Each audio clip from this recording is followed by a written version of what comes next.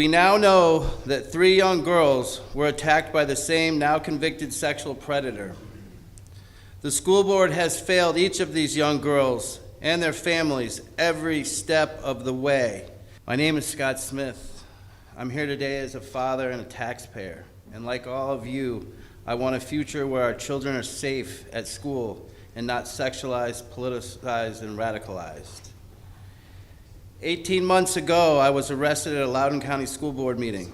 I was restrained, tackled, and charged with disorderly conduct and slandered in the media across the world. But my real crime was voicing my concerns as a parent and standing up for my family and my community. In May 2021, my daughter was sexually assaulted at her school in her female bathroom by a boy wearing a skirt.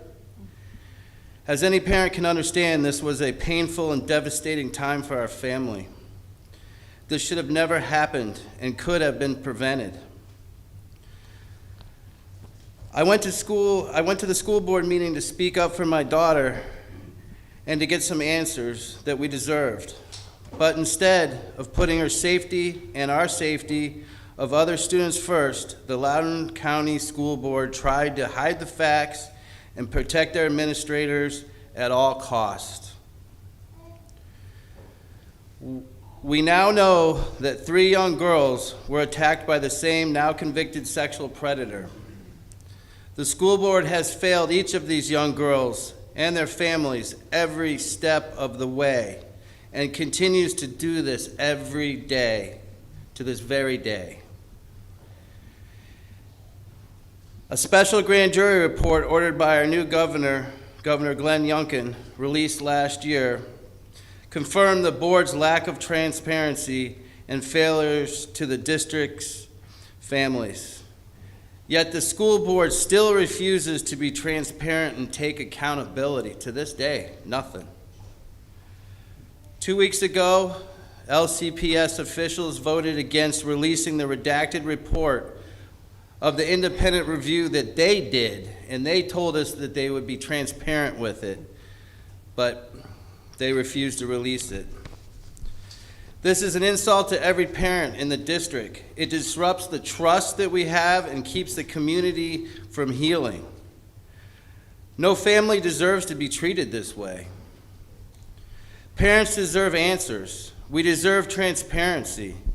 We have the right. Our children belong to us, the parents. We are not so-called domestic terrorists. We are loving parents who are committing to promoting the well-being and safety of our kids and their education to become smart and make good things for themselves. I came here today to share our family's story in the hopes that we can prevent other parents from living through the same nightmare. Thanks.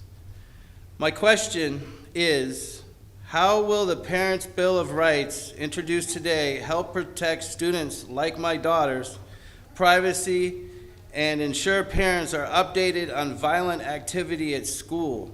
This would have prevented a lot. Before we go, I watched you on TV that day, and I want you to know every parent in America stood with you. Thank you. And thank you for standing there.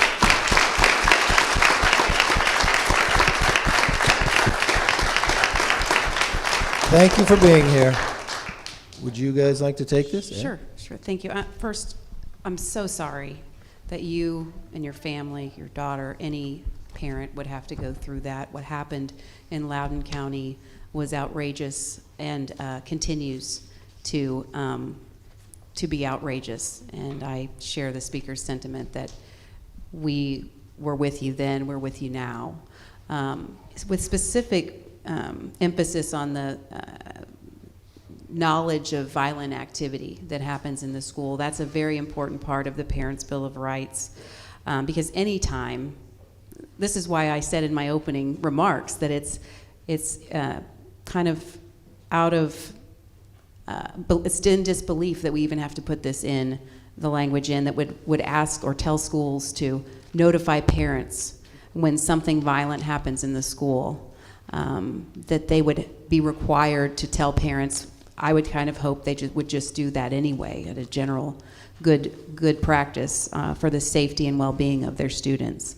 But the Parents' Bill of Rights Act, it does require students to notify their parents of violent activity. There's a specific section under Section 104 that talks about the right to information about violent activity in the child's school and timely notification of any violent activity. Again, I think this is the absolute least we can do, something schools should be doing anyway. I'm so grateful that it's part of the Parents' Bill of Rights, and I'm just very sorry that you had to go through, and your family and your daughter had to go through what you did. But I thank you for sharing your story and standing up for your family as any of us would, and we'll include that as a safety precaution for students moving forward that don't have to go through that again. Thank you. And Mr. Smith, you asked about privacy too, and I too. Everybody on the stage, everybody in this room is with you, and it's an outrage what happened to your family, and then to be arrested just for calling the fact that my daughter was assaulted truly is an outrage, and every parent's nightmare relived over and over. But let me tell you, and I got to say hello to you, and I got to Jessica. You're filming on the phone right now, and thank you for your courage of continuing to fight.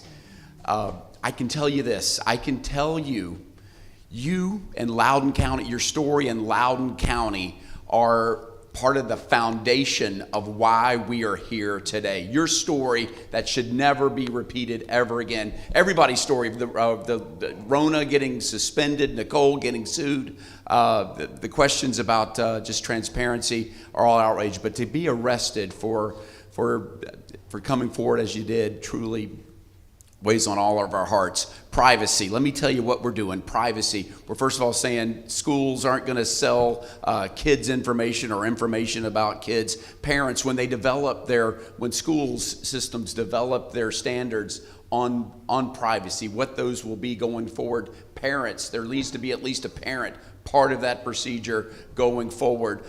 There needs to be permission granted before medical exams or whatever it is you're doing physically to a kid. Parents need to say yes, need to be asked, and we shouldn't allow our schools. But let me tell you what really is disturbing. And you would think, once again, why do we want to put that in there? There is never a time when a teacher should tell a student, let's keep this between ourselves. Let's not tell your parents what we're doing or how this is going down. Never. I can never think. And this bill says, no, we're not going to allow that going forward. Parents are not going to be kept in the dark. Parents are going to be part of the education process going forward. One last thing. When we talked, you said that you were looking possibly at other states. I want you to know Florida would welcome you. We would love to have you in the free state of Florida. Thank you a lot.